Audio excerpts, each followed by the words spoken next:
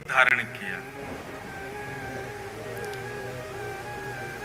वे इंद्रद्युम्न राजा नित्य श्री जगन्नाथ जी की सेवा करते हैं और ऐसे एकमात्र राजा हुए जिन्होंने जगन्नाथ प्रभु का मंदिर निर्माण कराते ही अपनी राज पदवी का त्याग कर दिया। राजा रहकर के हम जगन्नाथ जी की सेवा नहीं कर सकते, दास बन गए श्री जगन्नाथ जी के लिए। हमारे ब्रज के उपासक भी कहते हैं, कनक कूट को टिक लग तजिए भजिए कुंवर कन्हैया। जब तक चित्त में त्याग नहीं आएगा तब तक ठाकुर जी के साधक नहीं बन सकते आप। कोई व्यक्ति चाहे कि मैं सब स्थितियों में रहता हुआ भक्त भी बन जाऊं तो नहीं बन सकता, उसको त्याग तो करना पड़ेगा। अपने सुख का, अपने समृद्धियों का, अपने भाव का, अपने प्रेम का, अपने ऐशो आराम का कहीं ना कहीं तो त्याग वैष्णव को करना पड़ता है। वैष्णव भक्तों को देखो, वो त्यागी से ही दिखते हैं। रात में भले 1 बज जाए, सुबह 4 बजे उठ जाएंगे, क्यों? त्याग। कितने वो अच्छे वस्त्र दे दो लेकिन फिर भी सामान्य वस्त्र पहनेंगे, क्यों? त्याग है। कितना भी अच्छा श्रृंगार कर लें, श्रृंगार करके फिर तिलक जरूर लगा लेंगे, क्यों? त्याग है। त्याग भक्त को करना ही पड़ता है। तो इंद्रद्युम्न राजा ने अपनी राज पदवी का त्याग कर दिया। इंद्रद्युम्न अकेले भक्त नहीं, उनकी पत्नी गुंडीचा जिनका नाम, वो भी परम भक्ता थी श्री जगन्नाथ जी की। तो इंद्रद्युम्न राजा नित्य अपनी पत्नी के साथ जाते और पूरे जगन्नाथ मंदिर में झाड़ू सोहनी करते अपने आप ही। बहुत ध्यान से सुनना। ठाकुर जी को इंद्रद्युम्न राजा का त्याग, समर्पण और ये प्रेम इतना भा गया, इतना भा गया।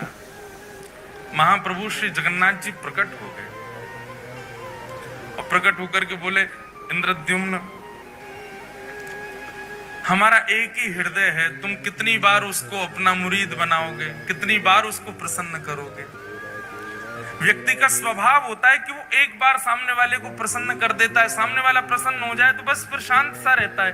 लेकिन तुम बार बार ऐसी लीला करते हो कि हमको प्रसन्न होना ही पड़ता है। तुमने राज पदवी का त्याग कर दिया, अब तुम अपनी पत्नी सहित पूरे मंदिर की सेवा करते हो, कोई भी कार्य छोटा बड़ा नहीं समझते।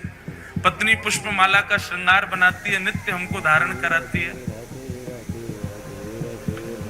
हम तुम्हारी सेवा से बहुत प्रसन्न हैं, कुछ वरदान मांग लो। इंद्रद्युम्न राजा कहते हैं, बोले भगवान, जहां साक्षात आप आ गए मेरे पास में और ये सेवा का सौभाग्य मुझे दे रहे हैं, इसके बाद आपसे, आपके द्वारा ये कहना कि कुछ मांग लो, मेरे चित्त में संशय प्रकट कर रहा है कि कहीं आप मुझसे पीछा तो नहीं छुड़ाना चाह रहे। जब आप मिल ही गए हो मुझे तो नाथ, और मैं क्या मांगू आपसे? जगन्नाथ प्रभु बोले, नहीं इंद्रद्युम्न, हम बहुत प्रसन्न हैं तुमसे, कुछ मांगो।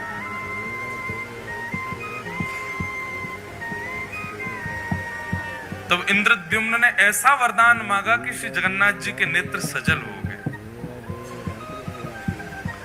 उसने कहा, बोले भगवान, यत्र तत्र, अभी भी मैं जगन्नाथपुरी में जब चलता हूं ना तो लोग बाग कह देते हैं, ओहो वो राजा जा रहा है जिसने जगन्नाथ जी का मंदिर बनवाया।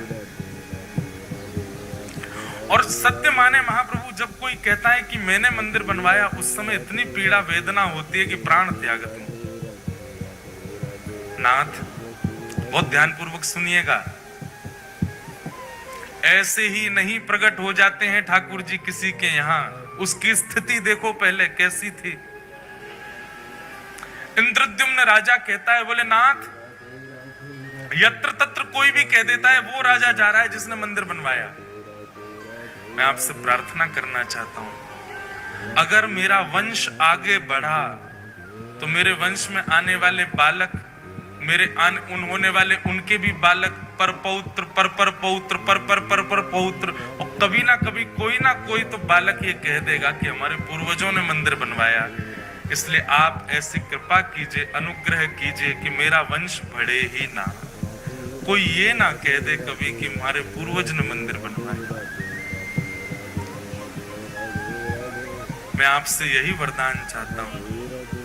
उन्होंने वंश ना बढ़े ऐसा नहीं कहा, उन्होंने वरदान में यह मांगा कि कभी कोई ऐसा ना कहने वाला प्रकट हो जो ये कहे कि हमारे पूर्वज ने मंदिर बनवाया। मतलब बगल में पत्नी खड़ी है, गुंडीचा खड़ी है, इसके सामने स्पष्ट कैसे बोल दूं कि मुझे संतान नहीं चाहिए? लेकिन नाथ आप कृपा करके ऐसा अनुग्रह कर दो कि मेरे कुल में, वंश में कोई ये कहने वाला ही पैदा ना हो कि हमारे पूर्वज ने मंदिर बनवाया।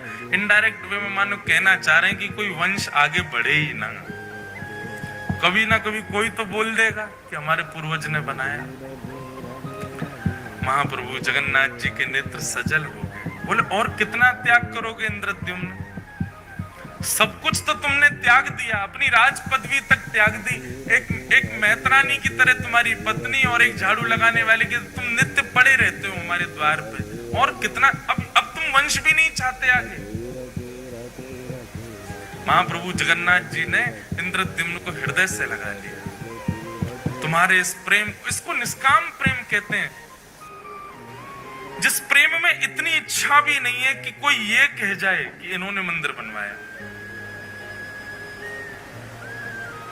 हम लोगों की स्थिति कैसी? हमारी कथा सुनकर के 4 लोग वैष्णव क्या बन जाएं तो हम दुनिया में ये मेरी कथा से वैष्णव बना है। हमारे मन की भी बात कह रहे हैं। अभी जलंधर में कोई मिलने आए, वो बोले महाराज जी इन्होंने जीवन में कभी कुछ गलत काम छोड़ा नहीं, आपकी कथा सुन के छोड़ दिया। हमने भी 4 से परिचय करा दिया, मैंने देखो ये हमारी कथा से ठीक हो गए, इतनी कथा सुनी फिर भी। ये सबके अंदर आता है, मेरे अंदर भी आ रहा है, आप सबके अंदर भी आ जाता है। तनिक से भाव से हम लोगों के अंदर कितना मान आ जाता है। पर एक बात सदैव याद रखना, ठाकुर जी मान रहित व्यक्ति कोई मिलते हैं जिसमें किंचित मान ना हो। इंद्रद्युम्न ने कहा मैं अपने वंश की जिम्मेवारी नहीं ले सकता कि कोई ये बात कह जाएगा कि हमारे पूर्वज ने मंदिर बनवाया था, इसलिए नाथ मेरे वंश में कोई ये कहने वाला पैदा ही ना हो। इसका मतलब वंश ही ना बढ़े, मुझको ही बस मेरे बाद ही वंश समाप्त कर दो मेरा। ऐसा मांगने वाला एकमात्र पृथ्वी पर इंद्रद्युम्न राजा हुआ। इंद्रद्युम्न को तो हृदय से लगा लिया, लेकिन बगल में खड़ी हुई गुंडीचा समझ गए। महाप्रभु मेरे पति हो ना हो, आपसे वंश वर्धन ना हो ये मांग रहे हैं। इनकी प्रसन्नता, आपकी प्रसन्नता देख करके मुझे लगता है कि इनका भाव आप समझ गए और आप भी उसमें राजी हैं। पर नाथ मैं एक मां हूं, मेरे अंदर वात्सल्य भाव है, मेरे अंदर करुणा है, मेरे अंदर लाड़ है, प्यार है, स्नेह है।